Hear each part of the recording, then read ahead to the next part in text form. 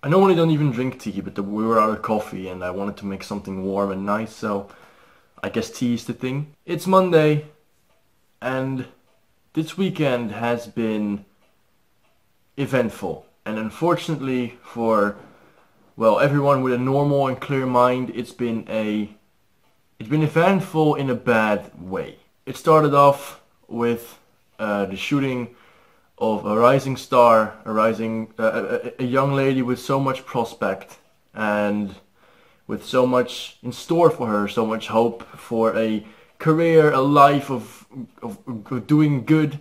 Because that's what she did. She did an awful lot of good for everything and everyone. And I didn't know her personally, but she was a magnificent person, and she got shot after a gig, Christine, and that's where it started with, and that's where it get worse. Like, that on its own would be a terrible weekend. Like, that on its own would be a terrible week, a terrible month, a terrible time for humanity. Just something like that to happen. Just a sicko who has no realism in his head, who is just selfish and hateful, and who commits a crime like that. That will be a black spot in a year of 2016. But that's not where it ended, and I think you all know where it went after that.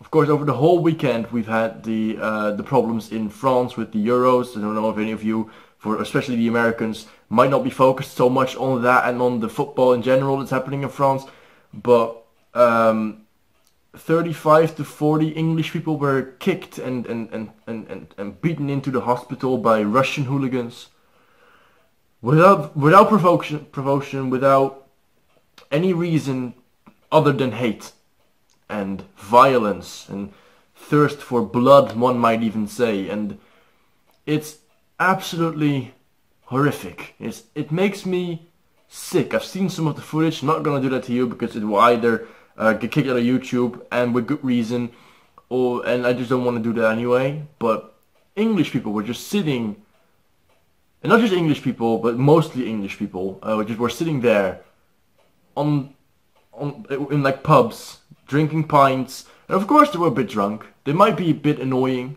who knows? We all know what English can be like, right? But they were just sitting there, and then all of a sudden, like, it's like 200, 300 Russian hooligans that just came to France just to fight. They were wearing Nazi clothing. They have bombs and fireworks. They've got knives and they've got everything. And yet, in a country with such a big event that should be on high alert because of terrorism, unfortunately, things like that are possible. And they just come in and they beat English guys to a pulp. One is even fighting for his life at the moment. And the police does absolutely nothing. They just throw tear gas towards the English and hope everything will be fine and go away. In the stadium itself, where riots also broke out because Russians started attacking English in their sitting close to them and shooting out fireworks into their stands. There was no police. There were just stewards who were there. I mean, mainly because they don't have anything else to do. They're not trained. They don't have weapons. They're not capable. So they all ran, and the English got trampled and kicked, and that's been going on over the whole weekend. And then to top it off, to make matters even worse, we got the mass shooting in Orlando, which I think we've all heard about by now. 50 casualties, another 50 or so injured, just because they're gay, or transgender, or lesbian, or maybe bisexual even, or who knows what else. And I'm sorry if I don't recognize everything that's out there with its full name here, but just know that I respect all of you and all of them and all of it in a total scale, in the scheme of things. I have respect for gay people, transgender people, lesbians. I mean, if you're in love with a tree, that's fine by me as long as you don't harm anyone with it. What's the problem? And there's this Muslim guy, and I'm not, and I say that because it hooks onto something else, not because I have something against Muslims or whatever, just radical Muslims, but I've also got a thing against radical Christians and radical Jews and radical whatever the fuck is else out there. He had this vision where he couldn't stand two men loving each other. And because of that, 50 or so innocent people had to die. And lots of them are badly injured and are likely to still die. And that's just... why? What's the point? What have these people ever done to you? And I'm glad that guy is dead. He doesn't deserve anything else. And it might be harsh to say, because I am one to say that we all should live in peace and harmony. But people like that don't deserve to walk among us. The people that are kind and want to make this world into a better place, to share it with each other, enjoy it with each other, love both nature, animals and humans all the same, and respect it. Respect what we've got, respect life in general, respect what we've got here in on this small little earth of ours. But these people can't cope with the fact that people are different. They can't cope with a man loving another man. They can't cope with someone who was once a man being a woman, or the other way around, because that's not normal, but it is. This is 2016. These people should be accepted by now, and fortunately, in a lot of countries at least, they are getting accepted more and more and more, and that racism, that despicable racism against them, towards them, is disappearing slowly. And that's a great thing, but unfortunately, and that's what it's about really, it wasn't enough for these people, because they had to die and they had to suffer because of the despicable, horrific, disgusting ideas of one man. And it just makes me sick.